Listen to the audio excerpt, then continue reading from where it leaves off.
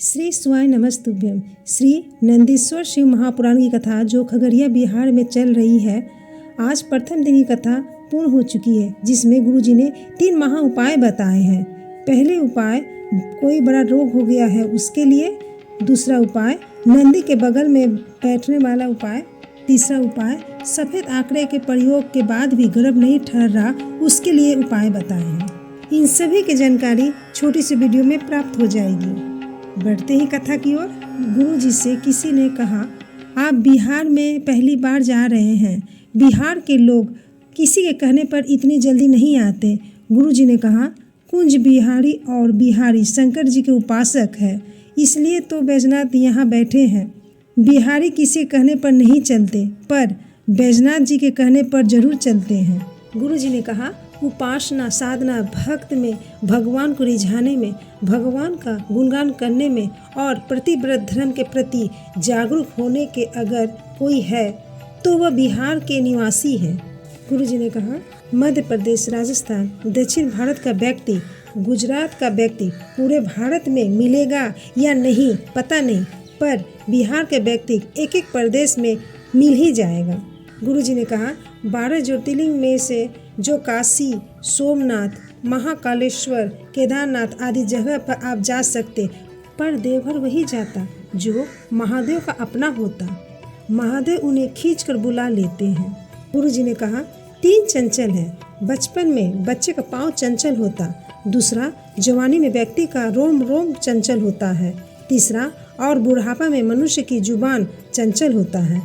गुरुजी ने बताया, शरीर में ताप बढ़ा तो औषधि लेकर शरीर को ताप को कम कर दिया। उसी तरह मन में अहंकार बढ़े, लोभ बढ़े, आसक्ति बढ़े या वासना बढ़े, तृष्णा बढ़े तो शिव महापुराण की कथा भगवान की शरणागति होकर भगवान का भजन कर आत्मा के ताप को भी कम कर दिया जाता, हृदय के बुखार को कम कर दिया जाता। गुरुजी आगे कथा में बताते हैं, शिव महापुराण की कथा में कई लोग कहते वह तो भगवान के दरवाजे गए तो मांगने गए होंगे, कोई कहता उसकी मजबूरी होगी, शिव जी के द्वार पहुँचे होंगे। शिव महापुराण की कथा कहती है, शिव के द्वार कभी मांगने नहीं जाते, शिव जी के द्वार कभी मांगने की जरूरत नहीं पड़ती। शिव जी का करुणा तभी हो जाती जब कोई शिव जी के मंदिर जाने का विचार आ जाता, उसी दिन से शिव जी की कृपा मिलना प्रारंभ हो जाता है। पहला पत्र अनीता देवी बेगूसराय से आई। उनके छोटे बेटे की चर्म रोग हो गया, सारे डॉक्टर को दिखाया, ठीक नहीं हुआ। उन्होंने कथा सुनी, विश्वास के साथ बेलपत्र और 1 लोटा जल चढ़ाना प्रारंभ की। महादेव की कृपा से उनका बेटा ठीक है। गुरुजी उपाय बताए हैं, नंदेश्वर महादेव स्मरण करके किसी गले में, कंठ में, शरीर में बहुत बड़ा रोग हो गया, लीवर, कैंसर जैसे भी रोग हो गया तो मात्र 1 दुर्वा ले और 1 बेलपत्र ले और शिवलिंग में पहले दुर्वा चढ़ाए, फिर बेलपत्र चढ़ाए, फिर धीरे धीरे 1 लोटा जल चढ़ाना प्रारंभ करें और चढ़े हुए जल को लेकर आइए और नंदेश्वर महादेव का स्मरण करते हुए आचमन करें। धीरे धीरे आराम मिलना प्रारंभ हो जाएगा। दूसरा पत्र अर्चना देवी जी ने पत्र लिखी। उनका जीवन बहुत कष्टमय चल रहा था। उन्होंने पशुपति व्रत किया, 3 पशुपति व्रत में 6 दिए ही मंदिर में जला दिए। वह भूल गई, वह बहुत दुखी हो गई। वह बाबा से माफ़ी मांगी और उसी व्रत का अगला व्रत करेगी। फिर अगला व्रत की। पहला व्रत उनका गड़बड़ हुआ, उसे छोड़कर दूसरा व्रत किया और 5वां व्रत करके घर लौट ही रही थी। उनका बेटा कहा, माँ मेरी रेलवे में नौकरी लग गई।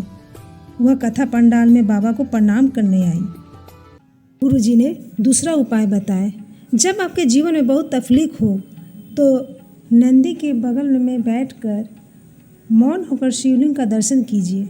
ऐसा इसलिए करते जैसे नंदी के दुख ताप को शिव जी समाप्त कर दिए, उसी तरह नंदी जी के चरण पकड़ के मात्र दर्शन करते तो हमारे जीवन के दुख नंदेश्वर महादेव समाप्त कर देते। जानते हैं तीसरा उपाय की ओर।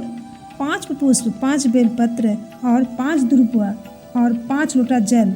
अगर आपके बच्चे का विवाह नहीं हो रहा हो, सफ़ेद आंकड़े का प्रयोग के बाद भी गर्भ नहीं ठहर रहा हो, तो इस पर गुरुजी ने उपाय बताए।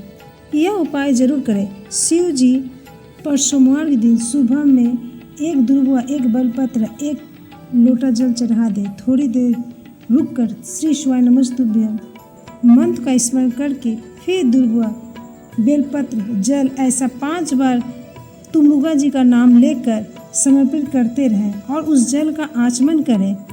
बाबा की कृपा से गर्भ ठहर जाएगा और संतान जरूर भगवान देंगे। तीसरा पत्र, रोशन प्रिया जी, उनके शादी के 16 साल हो गए थे पर कोई संतान नहीं थी। डॉक्टर ने भी मना कर दिया था संतान नहीं होगा, तो उन्होंने सफ़ेद आंकड़े का जल का प्रयोग किया। शिव जी पर 1 लोटा जल चढ़ाना प्रारंभ किए। अब उन्हें 4 महीने का गर्भ है। वह बाबा की कथा पंडाल में प्रणाम करने को आई। गुरुजी ने कहा, अगर आपके पति को पूजा में मन नहीं लग रहा है तो आप रहने दें, आप भक्ति करें, पूजन करें, मंत्र जाप करें और महादेव से एक बात जरूर कहें, अगर मेरे भक्ति में बल है तो एक न एक दिन मेरे पति को अपने चरण भक्ति में जरूर लगाएं।